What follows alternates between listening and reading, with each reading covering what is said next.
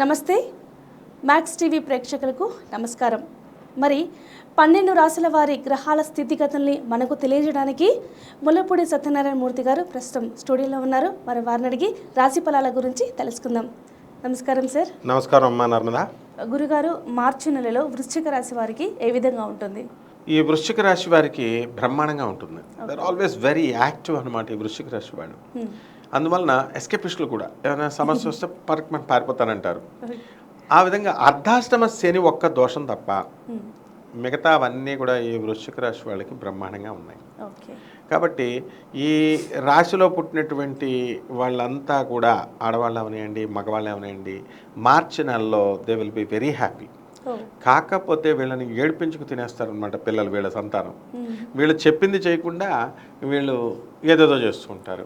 అంటే ఉదాహరణకి ఇప్పుడు పిల్లలకి వీళ్ళు బైకులు ఇస్తారు గారాబం చేయడం వల్ల, పోలీసులు పట్టుకుంటారు. వాళ్ళు బాగానే ఉంటారు, పిల్లలు తల్లిదండ్రుల మీద కేసులు పెడతారు. అన్నెసరీ గొడవలు, ఇట్లాంటి చిన్న చిన్న గొడవలు ఈ వృశ్చిక రాశి వాళ్ళకి రావడానికి ఈ నెలలో అవకాశాలు ఉన్నాయి. కాబట్టి జాగ్రత్తగా ఈ పిల్లలకి వాళ్ళకి వెహికల్స్ ఇవ్వకుండా జాగ్రత్తగా చూసుకుంటే సరిపోతుంది. మరి ఆరోగ్యపరంగా ఏ విధంగా ఉండబోతుంది?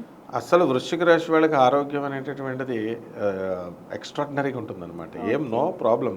వీళ్ళకి ఓన్లీ వీళ్ళు కోరుకొని కెలుక్కొని తెచ్చుకుంటారు కాబట్టి బీపీ షుగర్లు వీళ్ళు తెచ్చుకుంటారు. బీపీ ట్యాబ్లెట్ వాడమని డాక్టర్ ఇస్తే వీళ్ళు సొంత కవిత్వాలు ఉపయోగించి సగం ట్యాబ్లెట్ వేసుకుంటారు. ఈ సగం ట్యాబ్లెట్ వల్ల ఏమన్నా అంటే వాటర్ పీల్చేస్తుందండి అని మళ్ళీ రివర్స్లో డాక్టర్లను అడుగుతూ ఉంటారు. సో ఈ పెద్ద మేజర్ ప్రాబ్లమ్స్ రేవు ఈ వృశ్చిక రాశి వాళ్ళకి.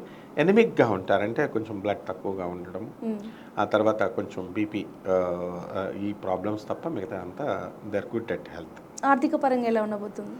ఆర్థికంగా ఈ వృశ్చిక రాశి వాళ్ళు ఎక్కడున్నా సరే డబ్బులు సంపాదించేస్తారు. లాభంలో కేతు ఉన్నాడు కదా, కాబట్టి ఆర్థికంగా వీళ్ళకి వృత్తి వ్యాపార ఉద్యోగ విషయాల్లో ప్రమోషన్స్ వచ్చేస్తున్నాయి.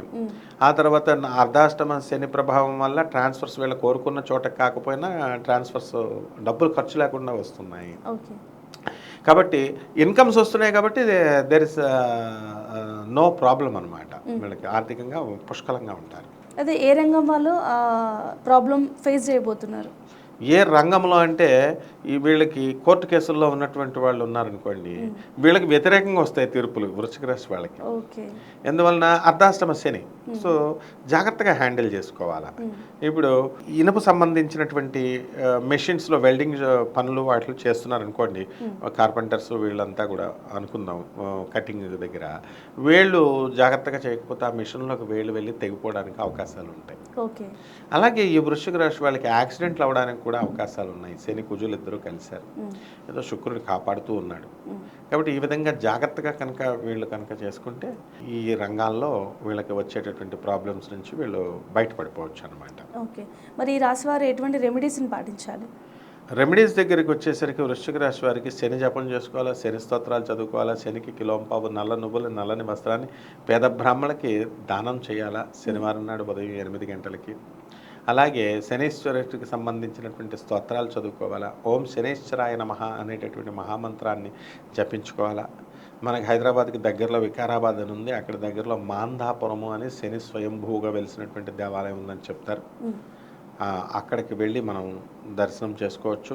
అలాగే తూర్పుగోదావరి జిల్లాలో ఉన్నటువంటి మందపల్లి అనే గ్రామంలో ఈ శనీశ్వరుడు వెలిశాడు, శని సింగనాపూర్ షిరిడి దగ్గర.